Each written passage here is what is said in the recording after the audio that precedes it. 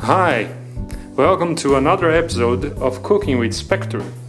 I'm the Spectre, and today we will be making some delicious Thai dish, and it's called Gang Panang, if I'm pronouncing it right, which probably I am not. But the Gang Panang, it's a rich and consistent curry. It is flavored of peanuts, cumin and nutmeg. It is a favorite on the Thai repertoire, and its origins are on the Muslim community, probably from the south. Generally, it's made with beef, but you also could substitute it for shrimp or some chicken. Today, but we will be making it with beef, like traditionally. And for this first part, we'll just start with the chopped beef. This is a round steak, upper round steak, top round steak, and we'll just braise this Thai style, which is just cook it in salt water until the water boils. So let's do that. So for this first part, we'll add a spoon of salt to about 1 liter of water, of cold water. And then we'll add the meat. That's about 600 grams of top round steak to the cold water, salty water. And as soon as it starts to boil, we'll turn the heat off.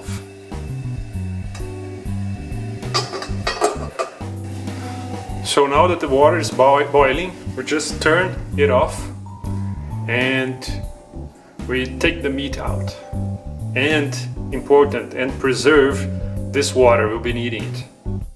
For this next step, we will be using the coconut milk that we prepared on another episode, so be sure to watch it before you continue. And we will just need the milk now. So as you saw on the coconut milk episode, it separates in 2 layers after about 1 hour. The first one is the coconut cream, and the second one is the coconut milk. Let me show you better. And what we need to do is just take this cream and save it for later. We will not be using it right now. What we will do now is further cook the meat that we took out from the boiling water with coconut milk. Pour the milk over the meat. But do not pour all your coconut milk. Save about 100 milliliters for later, for the curry. We will cook this meat in the milk until it's soft, and it should take about 40 minutes. After the meat has started to boil again, just reduce the heat to the minimum and add 2 bay leaves. While the meat is cooking, we'll prepare the curry for this dish. And this curry I'll be mixing with the blender. Traditionally, you would use a mortar and pestle. I don't have a large enough mortar and pestle, so I'll use just a normal blender for it. So we add to the blender all the ingredients, starting with some red onion. It's a whole red onion, which is actually purple. 2 garlic heads chopped, roasted cumin and coriander seeds. They must be roasted to release the flavor better. This is 2 teaspoons of coriander seeds and 1.5 teaspoon cumin seeds. We will also add 6 de-seeded and chopped long red peppers. These are fresh peppers. You could use also dry peppers and then hydrate them beforehand. About 2 spoons of ginger, 1 tablespoon of lemongrass, chopped lemongrass, the zest of 1 lime, a good pinch of freshly grated pepper, 1 teaspoon freshly grated nutmeg, and to finish that 2.5 tablespoons of crunchy peanut butter, unsweetened peanut butter. Let's just blend it all.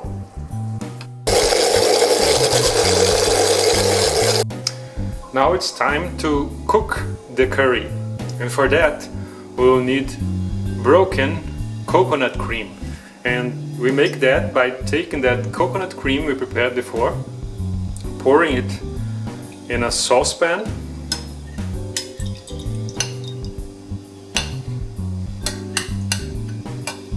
and we will heat it until all the oil separates from the coconut pieces, and we will be left with the oil and some coconut residue.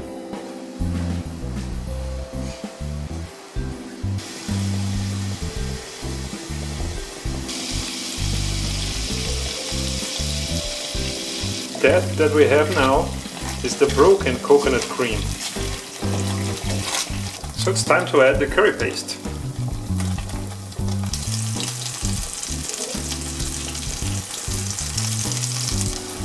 We will fry this paste for at least 10 minutes. We'll also need a little bit of nutmeg from the princess. Don't forget to sometimes add some of the braised water from before to your meat as necessary, so it won't dry out. This recipe calls for some sugar, actually palm sugar, and I'm going to substitute it for cane sugar because it's what I have. And it's supposed to be sweet, but traditionally it should take about 4 of these tablespoons of sugar, and I'll add just 2, but it is to taste. A bit after adding the sugar, it's time to add the Thai fish sauce, and it is to taste because it tastes really strong, and I'm gonna add for this much curry, I'll add 2 tablespoons. Now it's time to add the coconut milk.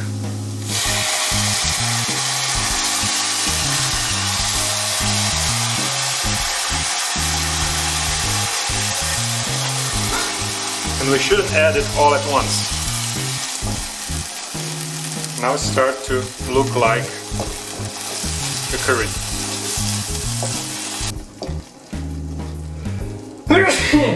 And if you feel the urge to sneeze, don't worry, it's perfectly normal. It's just the pepper and all the spices coming into your nose.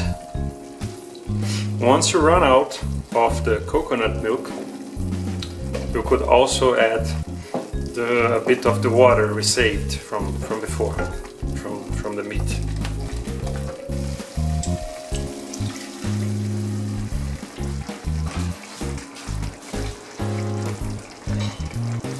Now it's time we add the meat to the curry. We can fish out the bay leaves as well. And as a last ingredient, we can add some lime leaves, shredded. On the underside here I have a plain rice going on. Maybe I could cover this in another video.